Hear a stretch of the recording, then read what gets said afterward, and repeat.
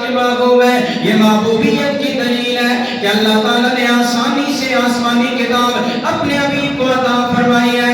ارے لوگوں میرے نجمان نبی کریم علیہ السلام کے غلاموں، اللہ نے پہلے آسمانی کتابیں نازل کی لیکن کسی کی حفاظت کا ذمہ نہیں لیا، اسی لیے وہ کتابیں برباد ہو گئی. ان کے ماننے والوں نے ان کو ختم کر دیا، ان کا نام و نشان دنیا سے مٹ گیا.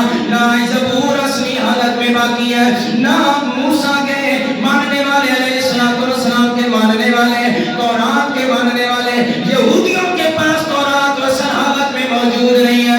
حضرت عیسیٰ کے ماننے والوں کے پاس، عیسائیوں کے پاس بھی انجیل اصل حالت میں نہیں ہے.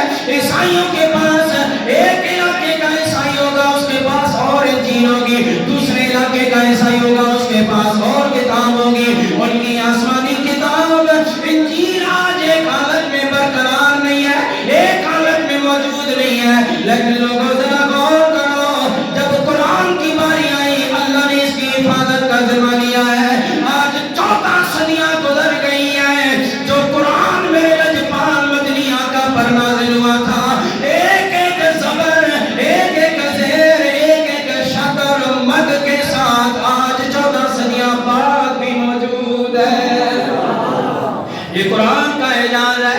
ایک زبر زیر اوپر نیچے نہیں ہو سکی، ایک آیت شد مد اوپر نہیں ہو سکی، لیکن لوگوں یہ قرآن کا اعجاز ہے. کیوں قرآن آج بھی باقی ہے؟ 14 صدیاں گزر گئی، بڑے بڑے مسلمانوں میں فرقے بنے، بڑے بڑی مسلمانوں میں جماعتیں بنی، بڑے بڑے اختلاف پیدا ہوئے، بڑے بڑے مولوی، بڑے بڑے عالم فاضل پیدا ہوئے، ہر کوئی اپنے فرقے کے اندر بڑا بڑا عالم شمار ہوا. لیکن لوگوں ذرا غور کرو، 14 صدیوں میں مسلمانوں کے اتنے اختلافات ہوئے، لیکن 14 صدیاں گزر گئی ہیں، مسلمانوں میں فرقے ضرور بنے لیکن قرآن میں کوئی فرقہ نہیں بنا.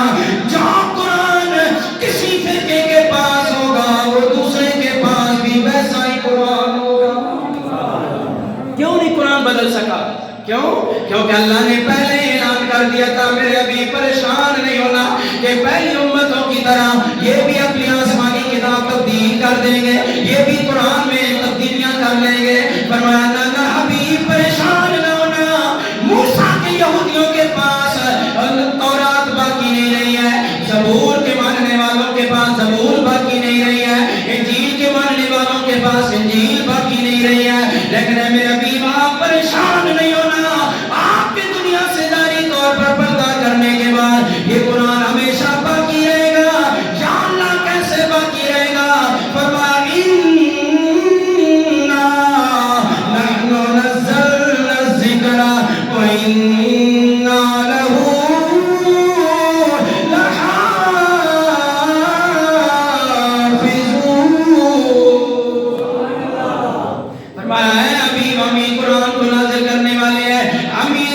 حفاظت کرنے والے ہیں، ہم اس کی حفاظت کرنے والے. یہ کون فرما رہا ہے؟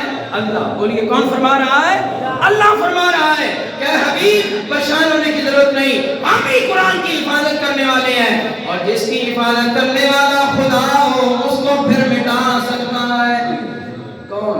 اس کو کون مٹا سکتا ہے؟ کیونکہ فانو سبا کے جس کی حفاظت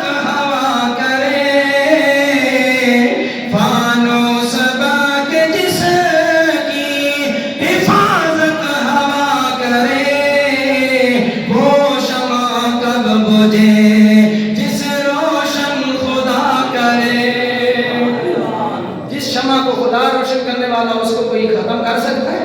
اس کو کوئی بجھا سکتا ہے؟